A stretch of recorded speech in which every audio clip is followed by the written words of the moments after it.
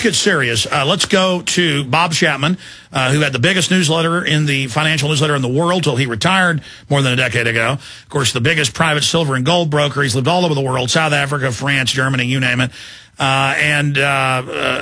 know, during the break, we've got to get the plug. Max was telling me how for decades he's been reading what Bob Chapman has to say. So there's another nomination for Bob as being one of the best experts and trends forecasters out there, especially on the markets. So we have a lot to talk about with him today, with the dollar plunge after UN call to ditch greenback and a lot more. But first, Bob, you heard me before Kaiser precipitated on cookies again, that you know, my take on these Russian sex operatives, sleeper sex operatives is what I would call them, and the fact that they're trying to relaunch a new Cold War on the back of this. But more interestingly, that you see the Russians trying to infiltrate the gold and silver market to try to find out what's happening in New York, because they're big buyers, because they know it's rigged, and also infiltrating Harvard and Facebook-style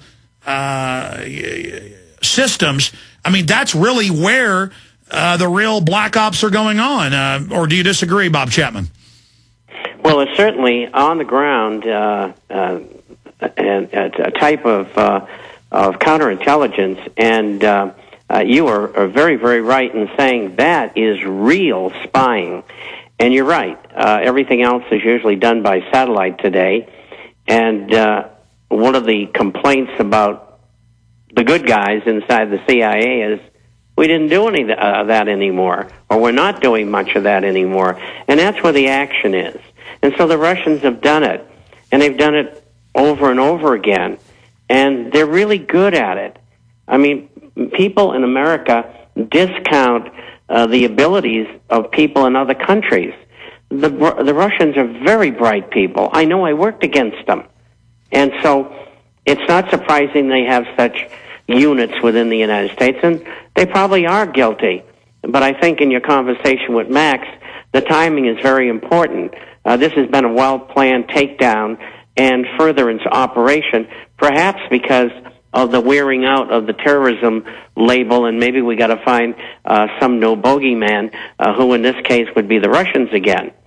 And yes, the Russians have been buying gold for a long time, and they're expediting their purchases. And we've covered all this in the International Forecaster. But I think, and I'm only guessing, that the Russians are monitoring, yes, I'll get it out, monitoring several publications. Mayan's one of them, and Gather is another one. And they attended a very high Russian official from the finance division of the Russian government back about 8 years ago, attended one of Gather's meetings in Alaska. If I'm not mistaken, that's the location. And they got filled in, and they saw the direction that things would eventually have to go and knew they had to accumulate. And they knew from attending that meeting and reading their stuff as well as mine that the markets are being rigged, and they wanted to be able to take advantage of it. In other words, like we'll take just recently, gold was taken down $35 or $40 in one day. And if they can know something like that ahead of time, they can go short, and then, like today, cover their short and go long as well. And so they are heavily playing the gold market, and they have, even when it was the Soviet Union. Well, remember Dr. Titania Karajnia, what was it, about 8 years ago, one of their chief finance ministers, one of their chief think tank people, came out and said there's a $300 trillion group. They're the Illuminati. They call themselves the Deadhead Group, which translates into the English to skull and bones, the skull and crossbones, the Deadhead. And that they are planning to sell derivatives and destroy the world economy. I mean, that was in Newsmax, WorldNet Daily, Infowars.com. Rick Wiles covered it 8-9 years ago. And, I mean, I just forget how right we've all been about what these people were planning and shifting gears. What does this signify, Bob? Because it's old news for our listeners and our audience and people that read your International Forecaster newsletter. But what does it signify to now have the UN, CNN, ABC News, AP, Reuters, all announced Tuesday, Wednesday, Thursday, and Friday. Today, it's made national news. Our story is one of the top stories on Drudge. Dollar plunges after UN call to ditch Greenback. All of this is happening.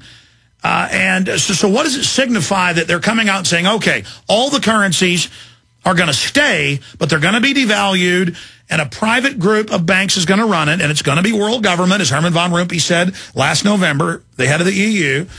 And you will now pay your carbon taxes to us, and we will have a new SDR over the whole globe. I mean, this is a private group of bankers that have created the fraud, openly announcing the takeover of our currency. This is the highest form of economic takeover, and everyone involved in the government is guilty of high treason.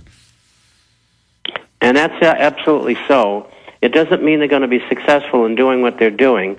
They're having to expedite their program for the very reasons that you and I have discussed over and over again, and that is we're letting people know exactly what they're doing, how they're doing it, and what they expect as a final product. I think that you have to look at the directions that they've gone in recently.